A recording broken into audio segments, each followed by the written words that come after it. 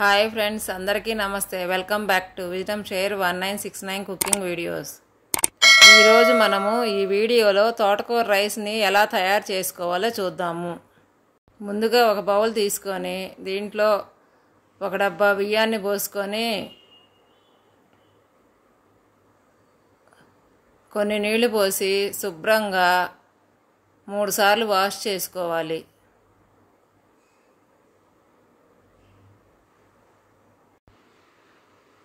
కుక్కర్లో వండుకునేటట్టయితే గిద్దెకి 2 గిద్దెల నీళ్ళ చొప్పున పోసుకోవాలి. ఇప్పుడు నేను విడిగా వండుకుంటున్నాను కాబట్టి కొంచెం మరిన్ని నీళ్ళు పోసుకుంటున్నాను.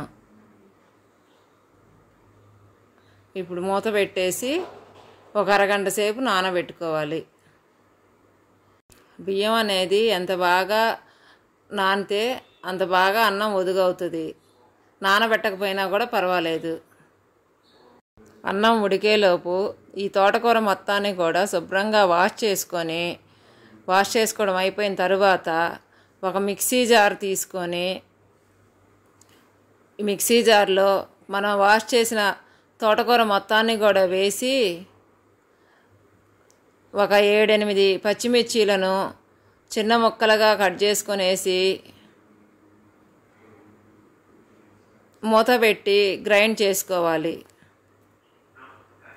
మనం గ్రైండ్ చేసుకున్న పేస్ట్ అనేది నేను చూపిస్తున్న విధముగా వేసుకోవాలి. ఇప్పుడు స్టవ్ మీద ఒక కళాయి పెట్టుకొని మంటని హై ఫ్లేమ్లో ఉంచుకొని నీళ్ళన్నీ ఆవిరైపోయిన తరువాత దీంట్లోకి ఒక 2 స్పూన్ల ఆయిల్ వేసుకొని 1 స్పూన్ నెయ్యి వేసి నెయ్యి అంతా కరిగిన తరువాత మంటని లో ఫ్లేమ్లోకి మార్చుకొని దీంట్లో 2 స్పూన్ల పచ్చిపప్పు, 2 స్పూన్లు పోపు దినుసులు, అలాగే 2 ఎండుమిర్చీలు చిన్న ముక్కలుగా కట్ చేసుకొని వేసి కలదిప్పుకుంటూ అవి ఏగే అంతవరకు వేయించుకొని ఇప్పుడు దీంట్లోకి 2-3 దాల్చిన చెక్క ముక్కలు, ఒక 10 లవంగాలు వేసుకొని కలదిప్పుకుంటూ అవి ఏగిన తరువాత దీంట్లోకి 1 కప్పు పొడుగ్గా కట్ చేసి పెట్టుకున్న ఆనియను, 1 కప్పు పొడుగ్గా కట్ చేసిన పచ్చిమిర్చి వేసుకొని ఉల్లిగడ్డలు పచ్చివాసన పోయే వరకు కూడా వేయించుకొని దీంట్లోకి మనం తయారు చేసి పెట్టుకున్న తోటకూర పేస్ట్ మొత్తాన్ని కూడా వేసి కలదిప్పుకొని మూత పెట్టి ఒక 10 నిమిషాల పాటు మగ్గనివ్వాలి. మధ్యలో మూత తీసి అడుగంటకుండా కలదిప్పుకుంటూ ఉండాలి.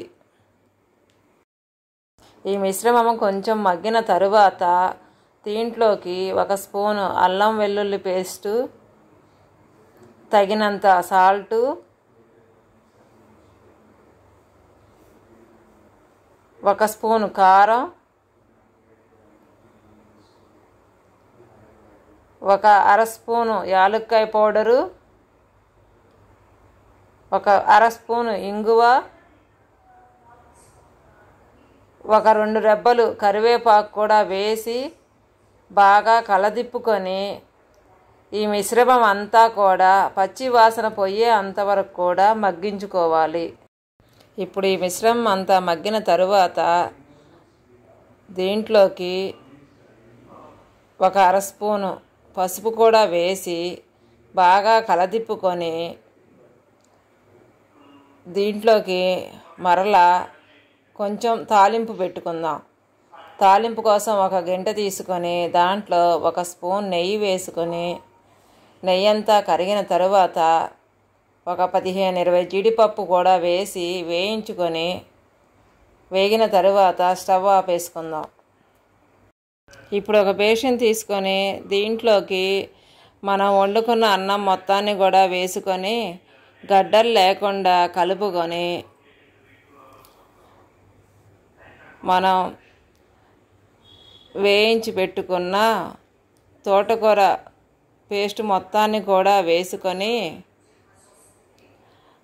అన్నం మొత్తం కలిసేటట్టుగా కలిపేసుకొని ఇప్పుడు మనం వేయించి పెట్టుకున్న జీడిపప్పును కూడా వేసి మరొకసారి అన్నం మొత్తాన్ని కూడా కలదిప్పుకుందాము. ఇంతేనండి, తోటకూర రైస్ చాలా సింపుల్ కదా. మీరు కూడా ఒకసారి ట్రై చేసి ఎలా వచ్చిందో కామెంట్ బాక్స్లో కామెంట్ చేయండి. ఇప్పుడు ఈ తోటకూర రైస్ని ఒక బౌల్లోకి సర్వ్ చేసుకుందాము.